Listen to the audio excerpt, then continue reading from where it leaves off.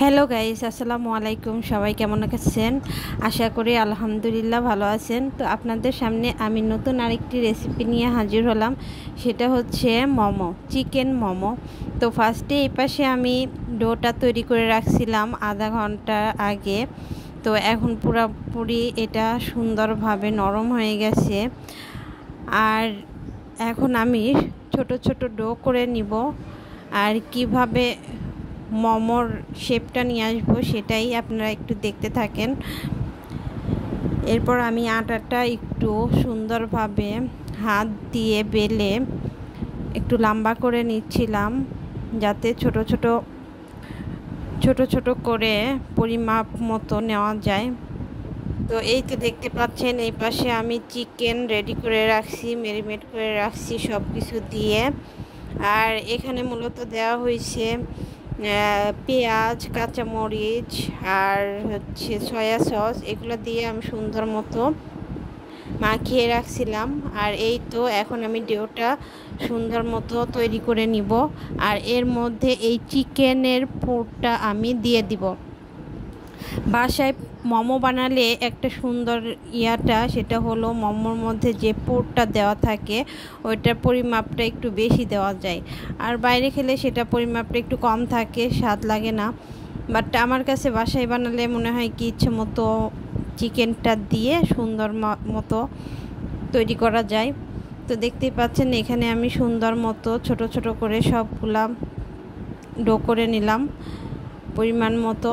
তো এখন আপনাদেরকে একটা আমি বেলে দেখাবো যে কি পরিমাণে এটা নিতে হবে।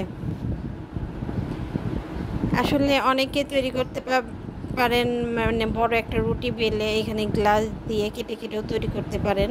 বাট এটা আমার কাছে একটু ইজি মনে হইল, যার কারণে আমি এইভাবেই তৈরি করছি। তো আপনারা চাইলে অন্যভাবে তৈরি করতে পারবেন, আবার আমার রেসিপিটাও আপনারা ফলো করতে পারবেন। তো দেখেন, এইখানে আমি সুন্দর মতো একটা রুটি বেলে নিলাম। নেওয়ার পর এটা আমি এখানে চিকেনগুলো আমি দিয়ে দিচ্ছি পরিমাণ মতো। আর এত সুন্দর ফ্লেভার বের হচ্ছিল, মনে হচ্ছিল যে এখনই শেষ হয়ে যাবে। তো এইখানে আমি একটু পিঠার মতো করে বানিয়ে নিলাম। এটা ফার্স্টে আমি একটা পিঠার মতো করে বানানোর ট্রাই করতেছিলাম, যে কুলি পিঠা আছে না, ওইটার মতো। তো এটাও কিন্তু একটা মোমোর একটা শেপ। তা আমি অত সুন্দরভাবে পারি না, আমি যেভাবে পারি ওইভাবে আপনাদের সামনে উপস্থাপন করলাম। বাট এটা খেতেও অনেক মজা, কারণ এর মধ্যে পুরটা একটু বেশি গেছে, যার কারণে। আর এরপর আমি সবগুলো রুটি আস্তে আস্তে বেলে এখানে দেখতেই পাচ্ছেন, এখানে আমি ছোট ছোট মোমো তৈরি করে নিচ্ছিলাম।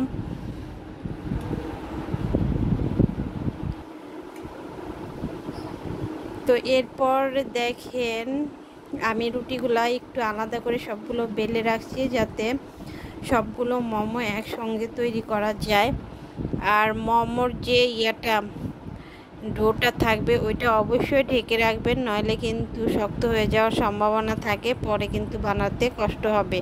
আর ঢেকে রাখলে হয় কি, ভিজা ন্যাকড়া দিয়ে কিংবা ঢাকনা দিয়ে ঢেকে রাখলে হয় কি, এটা শক্ত হয় না আর বানাতে অনেক সুবিধা হয়। তো এই তো দেখতে পাচ্ছেন, আমি সবগুলো আস্তে আস্তে বানিয়ে নিচ্ছিলাম ছোট ছোট করে। আর এর মধ্যে মানে আমার পুরের পরিমাপটা একটু বেশি ছিল। আর সবগুলো এভাবে আমি বানিয়ে নিলাম। তো দেখতে পাচ্ছেন কতগুলো মোমো আমি তৈরি করে ফেলছি। তো খাবারটা খুবই ইয়াম্মি হবে। তো এরপরে আমি যেটা করব সেটা হলো গরম পানি করে নিব। আপনারা চাইলে বাসায় চুলাতে গরম পানি করে নিতে পারেন, আবার রাইস কুকার থাকলে রাইস কুকারে দিতে পারেন। আবার যদি আপনাদের কি বলে মোমো তৈরি করার তো আলাদা পাতিল পাওয়া যায়, সেটাও নিতে পারেন। তো আমার কাছে হাতের কাছে এটা ছিল রাইস কুকারের তো আমি এর মধ্যে পানি দিয়ে সবগুলো মোমো বসাই দিলাম, যাতে সুন্দর মতো সিদ্ধ হয়ে যায়। আস্তে আস্তে সবগুলো মোমো আমি এর মধ্যে পাত্রটির মধ্যে সাজিয়ে নিচ্ছিলাম। আর এরপর এই তো দেখতে পাচ্ছেন এটা সাজানো হয়ে গেছে, আর এখানে অলরেডি ভাপ ওঠা শুরু হয়ে গেছে। এখানে আমি সুইচ অন করে দিয়েছি, আর এখন আমার 10-15 মিনিট ওয়েট করতে হবে।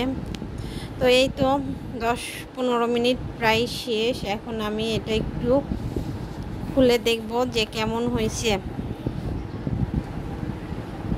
মাশাআল্লাহ অনেক সুন্দর হয়েছে। আপনারা একটু হাত দিয়ে দেখবেন যে এটা ঠিকঠাক মতো মানে আঠালো আছে কিনা। আঠালো থাকলে হবে না, আর যদি হাতে না লাগে সেটা মানে এটা হয়ে গেছে। তো দেখতে পাচ্ছেন আমার সবগুলো মোমো হয়ে গেছে। এখন আমি সস দিয়ে বাচ্চাদেরকে পরিবেশন করব।